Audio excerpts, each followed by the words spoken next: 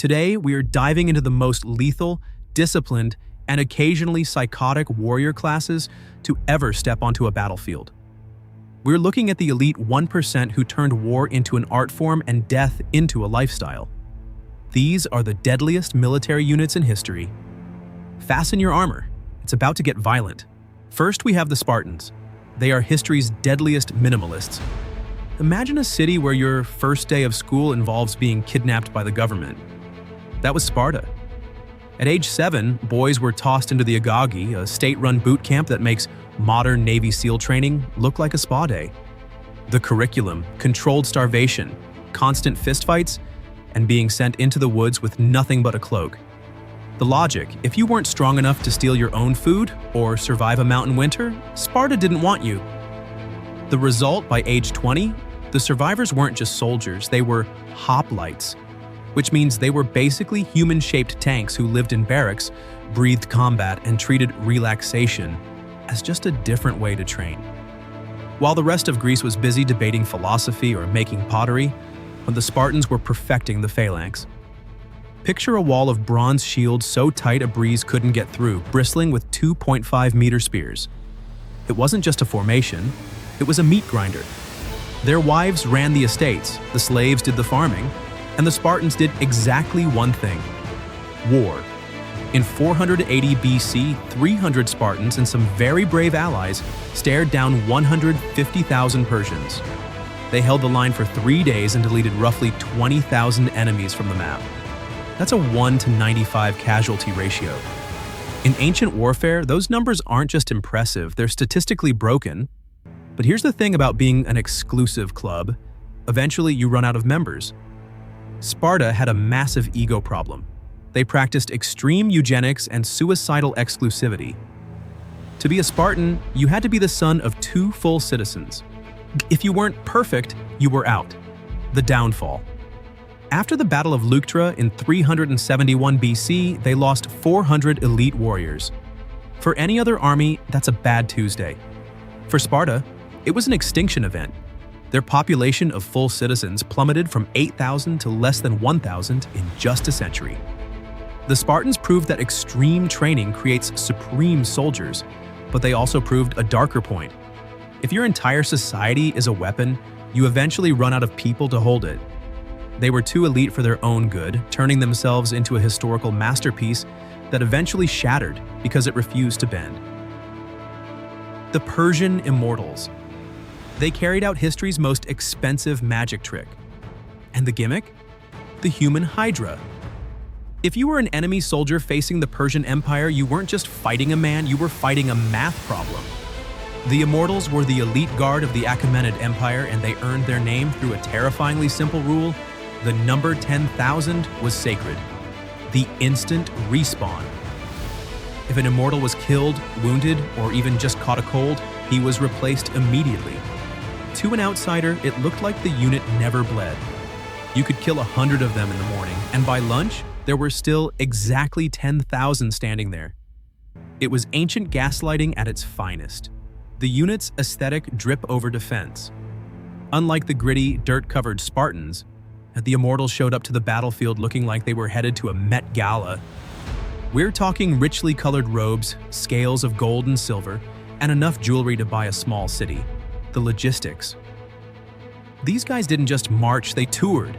They traveled with a massive caravan of luxury baggage, personal servants, and even mobile harems. The arsenal: they carried wicker shields covered in leather, short spears, and composite bows. They were the ultimate Swiss Army knife of soldiers, recruited from across the entire empire based on pure merit. And make no mistake, it worked.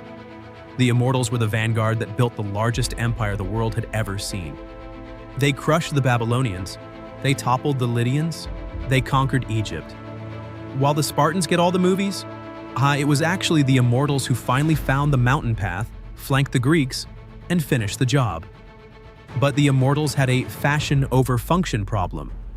Their equipment was designed for mobile warfare on the open plains of Asia, not a mosh pit against heavy infantry. Their leather-covered wicker shields were basically glorified picnic baskets when faced with a 2.5-meter Greek spear. At the Battle of Plataea, the mystical aura vanished. Greek bronze armor turned Persian arrows into minor inconveniences, and the immortals' short spears couldn't even reach the enemy before they were run through.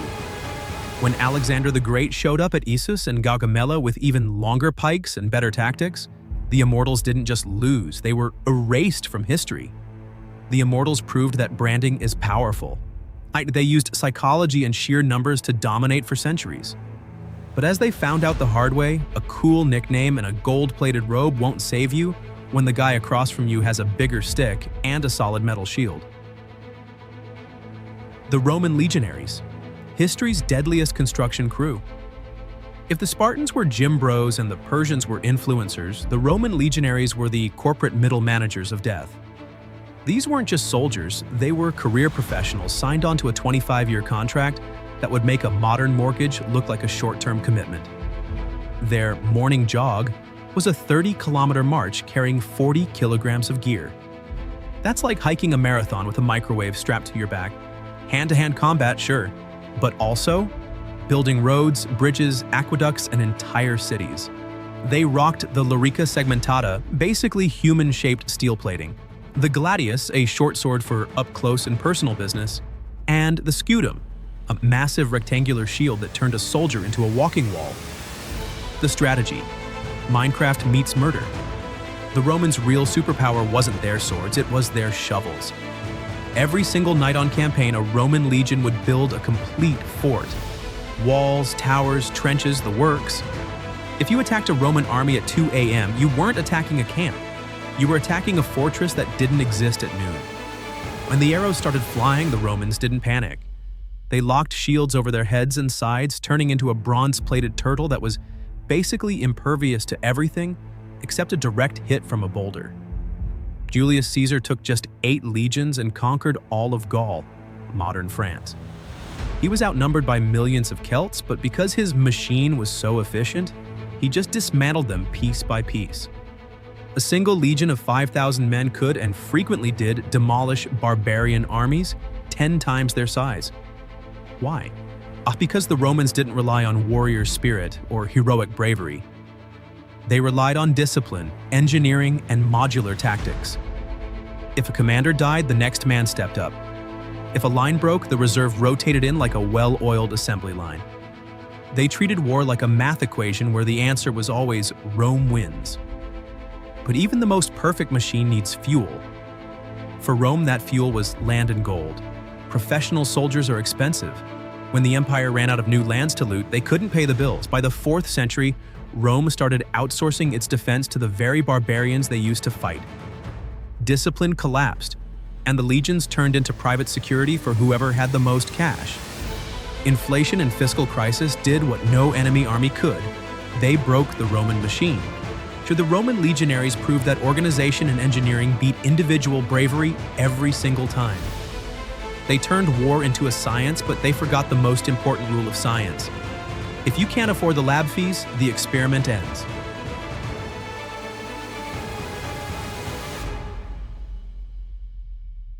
The Mubarizun, history's ultimate 1 versus 1 specialists. Imagine 2 massive armies, thousands of men standing silent on a desert plain.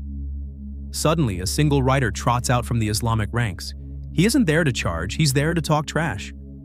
This was the Mubarizun, an elite unit of champions whose entire job was to step forward and ask the enemy, "Who's your best guy? Send him out." The name Mubarizun literally means those who step forth for single combat. The vibe was basically an ancient version of a heavyweight title fight, but with much higher stakes. If your champion got his head taken off in the first 30 seconds, your entire army's morale didn't just drop, it evaporated. The Mubarizun weren't just brave, they were terrifyingly skilled.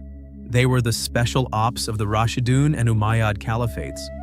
They rode lightning-fast Arabian horses and carried a lethal toolkit, a long lance for the charge, a sharp sword for the finish, and full armor that didn't sacrifice mobility. At the Battle of Yarmouk, the Byzantine general Vahan sent out his absolute best warrior. He met Khalid ibn al-Walid, also called the Sword of Allah, and was dead before the dust settled. Saladin later used these champions to psychologically break the Crusaders at the Battle of Hattin. It got so bad that Frankish knights eventually started refusing the duels because losing their hero usually led to a mass desertion of their terrified infantry. The Mubarizun system relied on one thing: mutual honor. They assumed the enemy would play by the rules and send out a challenger, but then the rules changed. Only when European armies started showing up with heavy crossbows and longbows, they stopped caring about honor. During the Crusades, Richard the Lionheart looked at the Mubarizun and basically said, "Why would I send a knight when I can just use a bolt?" He ordered his archers to specifically target the champions before they could even finish their challenge. It was the medieval equivalent of bringing a gun to a sword fight. Later, the Mongols arrived with guerrilla tactics and early gunpowder. They didn't want a 1 versus 1, they wanted to surround you and shoot you from a distance. By the 16th century, the battlefield was no longer a place for champions. Between muskets, cannons, and massed pike formations, a single hero on a horse was just a very shiny, very expensive target. The Mubarizun vanished when war stopped being about who you were and started being about how much lead you could throw. The Mubarizun proved that psychology can win a battle before it starts. But they also learned the hardest lesson in military history: honor only works if the other guy isn't holding a loaded crossbow.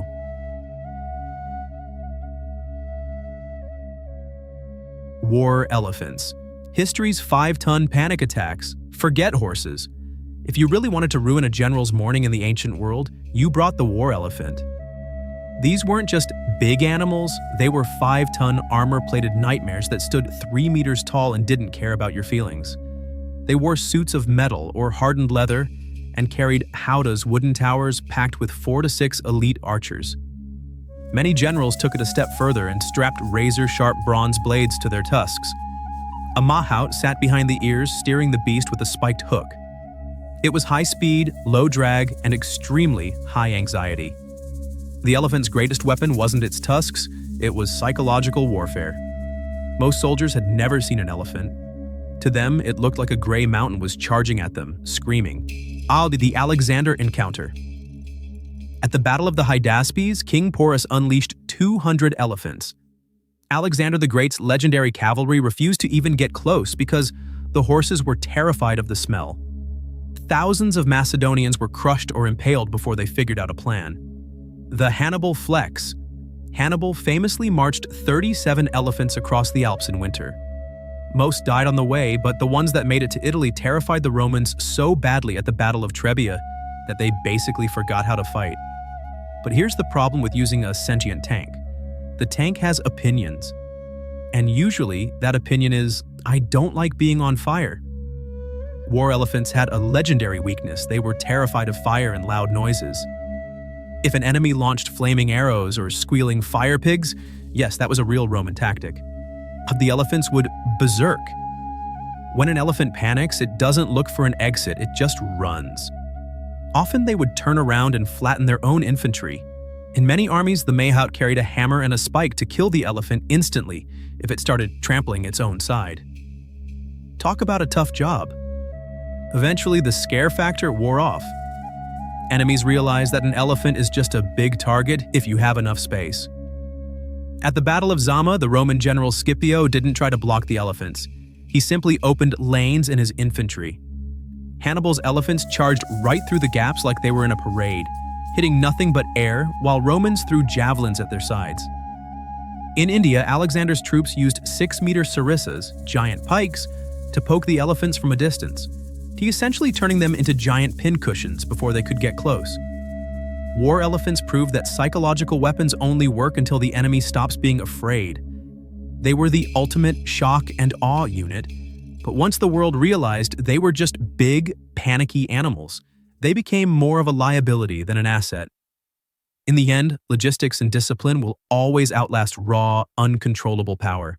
The Vikings, history's most terrifying commuters. In medieval Europe, there was a specific prayer added to church services: "God, deliver us from the fury of the Northmen." You know you're doing something right or very, very wrong when the entire continent asks God for a restraining order against you. Viking wasn't a job title, it was an activity. These were Scandinavians, Norwegians, Swedes, and Danes, who decided that farming in the cold sucked and raiding Europe sounded much more profitable. They weren't just bearded guys with axes. They were elite traders, explorers, and engineers who carried shields, spears, and swords that were often status symbols as much as weapons. The Vikings' real superpower wasn't their muscles. It was their drakar, longships. These ships had a shallow draft, so meaning they could sail across the Atlantic Ocean and then row right up a shallow river into the heart of a city. They appeared without warning, looted a monastery, and vanished back into the mist before a local lord could even get his pants on. They didn't just raid England. They founded Dublin, established the Kievan Rus, traded in Constantinople, and reached North America a full 500 years before Columbus even asked for directions. In 865 AD, they stopped raiding and started staying. The Great Heathen Army, about 3,000 Vikings, steamrolled through England, conquering 4 out of the 5 Anglo-Saxon kingdoms.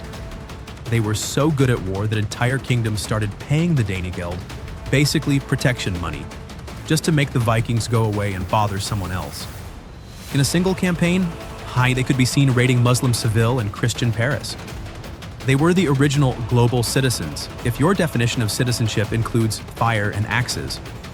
But the Vikings had a major strategic oops. They were brilliant at breaking things, but pretty mediocre at paperwork. In England, Alfred the Great finally stopped them by building a network of burhs, which were fortified towns.